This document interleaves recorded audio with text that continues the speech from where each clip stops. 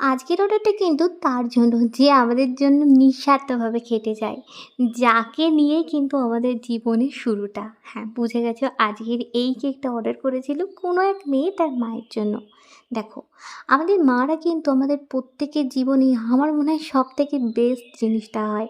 কারণ তার যে স্যাক্রিফাইস একটা মেয়ে বা ছেলের পিছনে সেটা হয়তো আর কেউ করতে পারে না। তবে আমাদেরও কিন্তু বড় হওয়ার পরে তাদের উপর কিছু দায়িত্ব থাকে। সব দায়িত্বের কথা বাদই দিলাম, কিন্তু তাদের ছোট্ট ছোট্ট জিনিসগুলোকে মানে পূরণ করাগুলোকে আমাদের কিন্তু একটা কর্তব্যের মধ্যেই পড়ে। জানি আমাদের মা বা বাবারা কখনোই তাদের ইচ্ছাগুলো প্রকাশ করে না। যেমন ধরো, তারা কিন্তু কোনোদিনও বলে না যে আমাদেরও বার্থডে সেলিব্রেট করো বা আমাদেরও গিফট দাও, কিন্তু জানি তারাও মনে মনে পেলে কিন্তু কম খুশি হয় না। সেই জন্যই তো এই কেকটা অর্ডার করেছিল এক মেয়ে তার মায়ের জন্য। ওই যে আগেই বললাম, মারা কিন্তু কখনোই বলে না আমাদের বার্থডে সেলিব্রেট করো বা গিফট দাও। এমনকি কেক যদি কেউ নিয়েও যায় তখন বলে কী দরকার ছিল একটা অর্ডার করার, তবুও কিন্তু মনে মনে তারা ভীষণ খুশি হয়।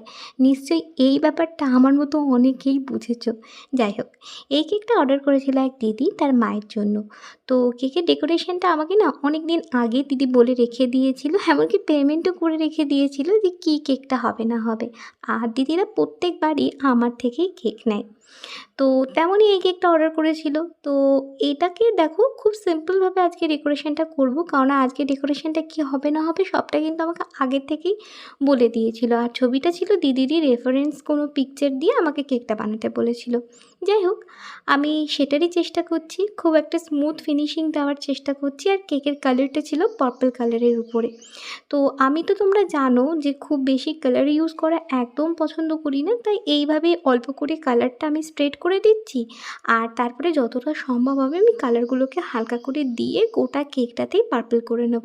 তাতে করে কিন্তু দেখো দুটো কাজ হয়, একটা হচ্ছে কালারেরও সঞ্চয় হয়, আর সেকেন্ড হচ্ছে খুব বেশি পরিমাণে কালার ইউজ করতে হয় না। যতই আমরা কেমিক্যাল ফ্রি কেক বানাই না কেন, যে কালারের যে কেমিক্যাল থাকে সেটাকে তো আমরা বাদ দিতে পারি না। এটুকুনিকে যদি আমরা একটু মেপে চলি, আমার মনে হয় কিছুটা হলেও কম কেমিক্যাল কেকের সাথে যুক্ত হয়। যাই হোক, তো এরপরে দেখো আমার উপরে কালারটা স্প্রেড করা হয়ে গেলে নিচে আমি কিছুটা পার্পল কালার দিলাম। আর এরপরে একটা স্টার নজেল, নিচে স্টার নজেল দিয়ে ছোটো ছোটো করে কয়েকটা ফ্লাওয়ার করে দিচ্ছি।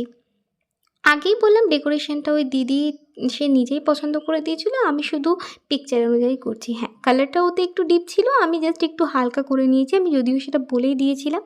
তো এরপরে যেমন যেমন করার ছিল তেমন তেমন করে দিয়েছি।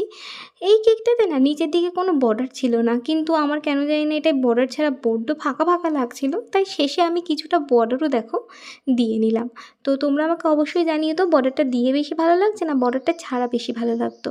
তো এই তো ছিল আজকের কেকের ডেকোরেশনটা। তো কেমন লাগলো আমাকে অবশ্যই জানিও। ভালো লেগে থাকলে অবশ্যই একটা লাইক, কমেন্ট এন্ড শেয়ার করে দিও। আর সবশেষে তোমাদের জন্য রেখে দিলাম এই কেকের ওয়েটটা ঠিক কতটা হয়ে গেছিলো। তো আজকের মতন টাটা, সবাই খুব ভালো থাকো, দেখা হচ্ছে নেক্সট ভিডিও।